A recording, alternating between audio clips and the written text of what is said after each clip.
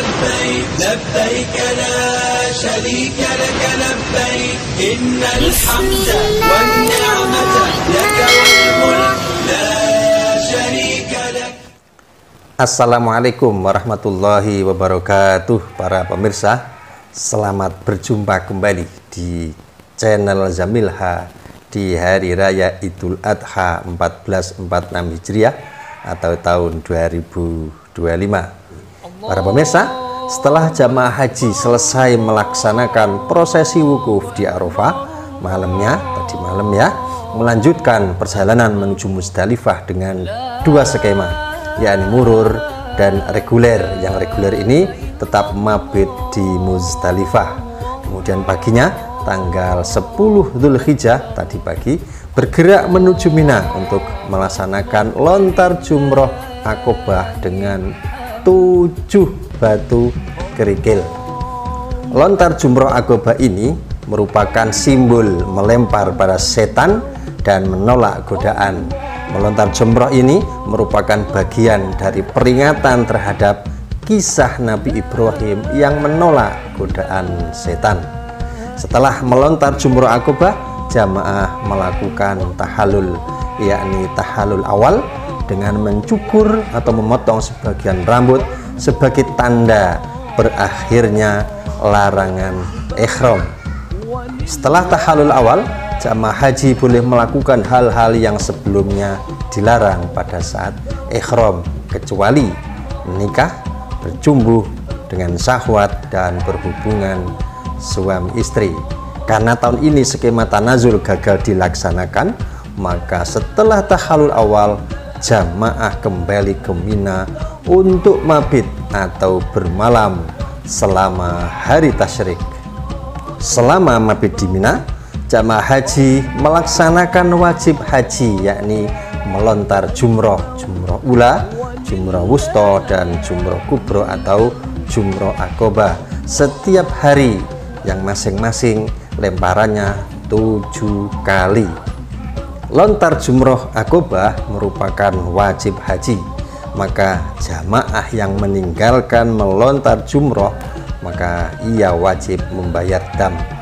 Adapun mengenai ketentuan dam jumroh adalah yang pertama, wajib membayar dam sebagai denda atas kesalahan atau dam isaah dengan menyembelih seekor kambing pada hari nahar atau 10 Dzulhijjah atau hari tasyrik 11, 12, 13 Dzulhijjah. Jika tidak mampu, bisa diganti dengan puasa 10 hari. 3 hari dilaksanakan selama melaksanakan ibadah haji dan 7 hari sisanya dilaksanakan di kampung halaman. Dan jika itu dirasa berat, tidak mampu, dapat diganti dengan memberikan makanan pokok kepada 6 orang fakir miskin yang masing-masing 1 mud. 1 mud itu kalau diukur dengan liter 0,7 liter, kurang dari 1 liter. Lalu bagaimana dengan jamaah yang tidak mampu untuk melakukan jumroh? Apakah boleh membadalkan atau mewakilkan pada orang lain? Boleh. Syaratnya orang yang membadali atau mewakili untuk lontar jumrah harus sudah selesai lontar jumroh untuk dirinya sendiri, baru kemudian bisa membadali atau mewakili melontar untuk orang lain. Para pemirsa, lontar jumroh di hari tasyrik itu bisa dilakukan dengan cara memilih antara nafar awal dan nafar sani. Nafar awal itu dilaksanakan pada tanggal 11 dan 12 Dzulhijjah, sementara kalau mengambil nafar sani itu dilaksanakan pada tanggal 11, 12, dan 13 Dzulhijjah. Setelah selesai melakukan prosesi ibadah wajib di Mina, maka jamaah haji kembali ke hotel di Mekah yang saat itu sudah mulai menerima makan siang.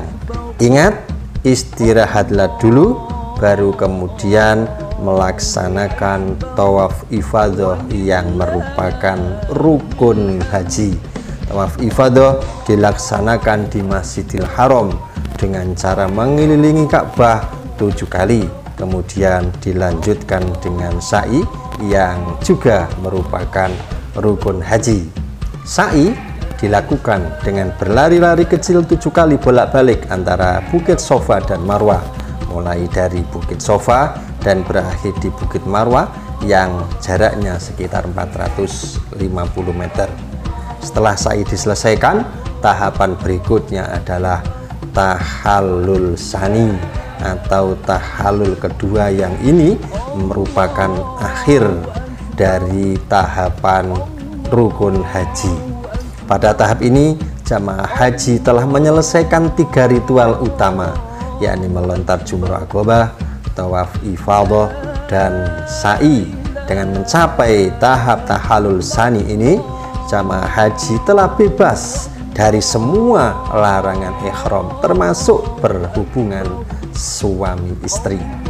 Kemudian tahap terakhir dari ibadah haji adalah tawaf wada, yakni tawaf perpisahan yang dilakukan di Masjidil Haram sebelum jamaah haji meninggalkan Makkah. Tawaf wada dilakukan dengan mengelilingi Ka'bah sebanyak 7 kali sebagai tanda perpisahan dan salam kepada Baitullah.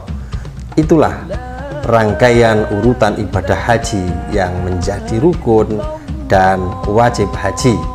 Namun selain dari rangkaian ibadah haji, baik yang rukun maupun yang wajib tersebut, tentu saja ibadah-ibadah lainnya tetap dilaksanakan, baik selama di Armusna maupun setelah kembali lagi ke hotel di Mekah.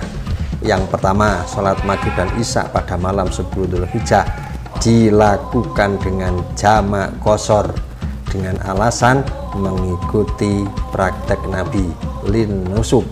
Namun jika bergerak lebih awal, sholat jamak qashar maghrib dan isya dilakukan di Muzdalifah.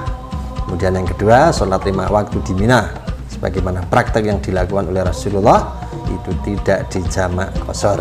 Inilah yang diikuti mazhab Maliki dan Hambali. Sedangkan mazhab Syafi'i, sholat 5 waktu di Mina dapat di jamak qashar dengan alasan melakukan perjalanan panjang atau lisafarid tawil. Kemudian yang nomor 3, perbanyaklah zikir saat di Armusna. Mengingat dan mendekat kepada Allah Subhanahu wa Ta'ala dapat dilakukan dengan wasilah membaca Al-Quran atau dengan membaca kalimah-kalimah thayyibah, tasbih, tahmid, atau dengan wirid-wirid yang lain. Kemudian yang nomor 4, berdoa kepada Allah Subhanahu wa Ta'ala. Armusna merupakan tempat yang mustajab untuk melantunkan doa, untuk memanjatkan doa. Kemudian yang nomor 5, merenung dan melakukan muhasabah atau introspeksi diri atas kekurangan pada diri sendiri. Itulah beberapa hal saya sampaikan, semoga bermanfaat, terutama kepada jamaah haji yang saat ini sedang berada di Mina. Semoga jamaah haji kita diberikan pertolongan oleh Allah Subhanahu wa Ta'ala, diberikan kemudahan oleh Allah Subhanahu wa Ta'ala, sehingga dapat menjalankan semua kewajiban, semua rukun dan sunnah-sunnah haji, sehingga jamaah haji kita mendapatkan predikat hajjam mabruro, sa'yam masykuro, dzambam maghfuro. Amin Allahumma amin. Dan kita yang berada di tanah air, ketika mendoakan mereka, kita juga kelimpahan barokah dari mereka. Demikian para pemirsa, semoga bermanfaat. Assalamualaikum warahmatullahi wabarakatuh.